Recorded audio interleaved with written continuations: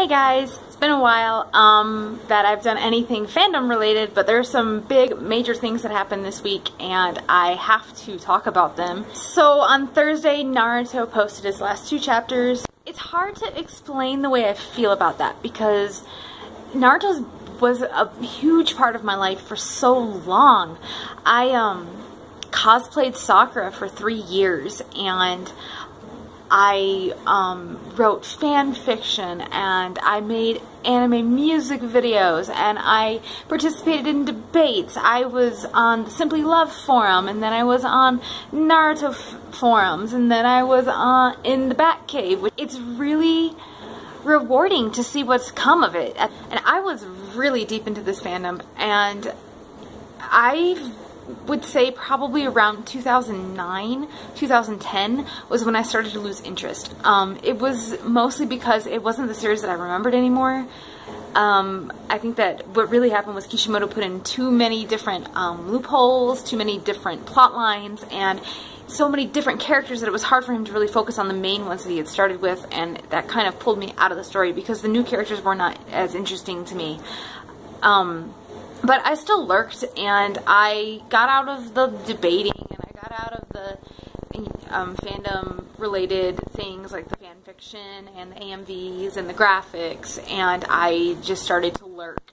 And I always wanted to see how everything ended, and I wanted to keep track of where we were because I still believed in what I was fighting for. I had 3 major ships, and honestly I think they were really the only ships I really cared about in Naruto, which were Naruhina, Sasusaku, and Shigatama, and I was 3 for 3. I don't even think words can really express how excited I was to find all of this out. The best part about it was that I happened to reconnect with Dark Hope, or Marie, not even, I don't even know, like 8 months ago. Maybe not even that, over Gruvia and from Fairy Tail, and because I had reconnected with her, I was able to reconnect with Night Mistress, and we happened to find out about the children together on Skype, and that was really important to me because these were people that I spent so much time talking to, so much time participating with, and I felt like if I was going to share something like this, we were going to share the ending of Naruto, it might as well be with the people who were involved with all of the shipping and the wars and everything that we had to go through as fans of Sasusaku and Naruhina, that it just felt fitting. Naruto was such an emotional thing for me. It made so many friends. I had so many experiences.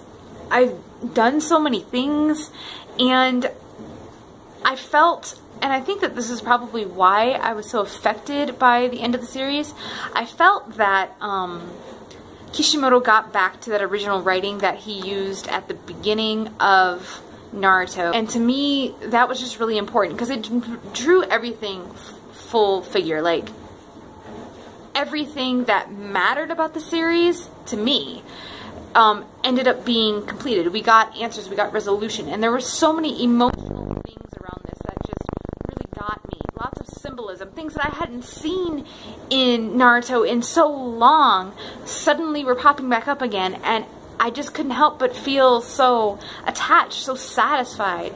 I was one of those people who didn't think Kishimoto could wrap this up in 7 chapters. I'm not gonna lie. I really didn't think he was gonna be able to do it, but he did. And, you know, the fact that we have the last movie coming out, which is going to show us a little bit more about the Naruhina side, and we have the spin-off series coming in the spring, the little short series about the kids, it's just like, you know, I can't even really put into words what I'm feeling. It's just so much, like, emotion and satisfaction, and like, we were right. All that effort, all that time spent on forums, all that time spent researching, all that time spent talking amongst one another about what we thought was gonna happen, how we thought it was gonna end, being steadfast, believing we were right. And that is like so satisfying, and it feels so good to know that not only did I read the manga correctly, but Kishimoto didn't defer from what I saw at the beginning. He stayed true, even though in the parts where I didn't think he did a good job, he stayed true. And it was really satisfying to me. I mean, this is a series that took 15 years. You're gonna have parts where it's not the way that you remember it, but you're gonna have parts that are, and those are the things that make it so great. Obviously, I was more heavily involved in the Sazusaku portion of the fandom. I did more there than I did in the Naruhina, and the Shigatama, even though I was a strong supporter of both of those other pairings. But the thing for me that I think probably hit me the most, and was probably the most important to me, was what happened with Sazusaku, because we got so much at the end that just paralleled and showed that everything that we had been saying this whole time was correct. That, you know, the Sasuke we saw at the end was the Sasuke that Sakura fell in love with at the beginning of the series. He was more scarred, he had more things that hurt him, he was, you know, different, but he had gone back to being the person that she knew he was. That was the person that Sakura knew didn't want to be the Sasuke that he was when she had made the decision that she was going to kill him. That's the Sasuke that she remembered. That's the Sasuke that she knew was in there somewhere. And I think that it was important that Kishimoto really brought that back out again. It really just brought everything back full circle. And we had her confessing again, which was a direct, almost to the T, rerun of what happened when Sasuke left in the first place in part 1, with her telling him that she loved him so much that it hurt. She brought up if there's even any inkling, any part of you that still cares for me, which shows that she, maybe not totally, but understood that there was something there. He did thank her when he left, even though he told her that she was annoying. Knocking her out of the game, kind of like he did in the first part, to keep her from fighting with them, with him and Naruto, trying to get her to stay from getting involved. The thing is about that I don't think a lot of people realize is we have to think back even before Sasuke left. And I think that the fact that Sasuke admitted that he was just really jealous, which I think was obvious to everybody when you read the first part, that a lot of what pushed Sasuke away was his own jealousy and not being able to handle it. His jealousy and all of that stuff caused a fight on the roof of the hospital after Sasuke ran in with Itachi. And in the middle of that fight, even though, you know, Sasuke was using Chidori and Naruto was using Rasengan, and Sakura runs right out in the middle, and both boys are freaking out because they can't stop. There's no way for them to stop, and they know Sakura's gonna get hurt, but all she wanted to do was stop them so that they wouldn't hurt one another. And in the end, Kakashi stopped them, and that was the only reason Sakura didn't get hurt. He knocks her out and makes sure that she won't follow him because she'll probably get hurt. And again, in chapter, I can't even remember the numbers, I don't even try to keep up with those anymore. At the end, the second confession, he knocks her out, kind of, using a genjutsu, and everybody knows that he wasn't trying to hurt her.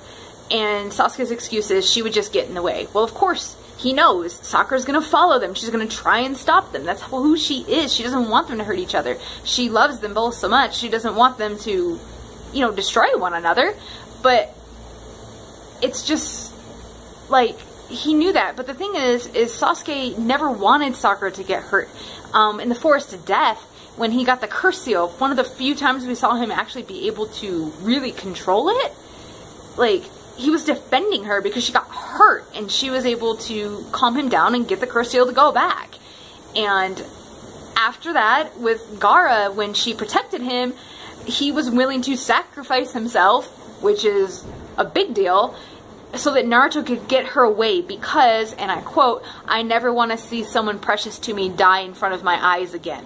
Sasuke gave us all these hints this whole time that Sakura meant something to him and that Naruto meant something to him that was a lot more than what he was letting on. I can sit here and say I rooted for a pairing that happened. Like, my pairing became canon. All of my pairings became canon. I'm 3 for 3. Anyway, guys, that's going to be it for this one. I have another video to make that's fan related here soon, probably tonight too, because I promised Maria, or Squisherific, a rambly video about Gruvia, and because I haven't done one in a while. As you guys can see, I'm grinning like a fool because I'm excited about it. I just want to make sure that I have all of this stuff out before I start going on about that, because this video is already over 12 minutes long. This is the end of an era, guys. It's the end of Naruto. We've been through so much. For those of you who did ship the pairings that became canon, congratulations. We did it. For those of you who didn't, I can understand why you would be upset.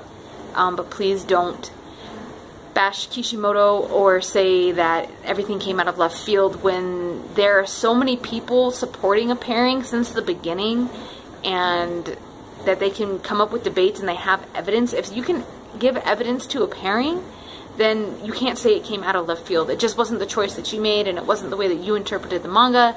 And I think that, you know, that's gonna happen. We might have been right this time. Maybe, who knows? The next series that I really care about, I might be wrong. I've been wrong before, because I can ramble on and on forever.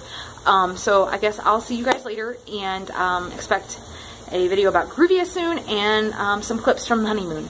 So, bye guys!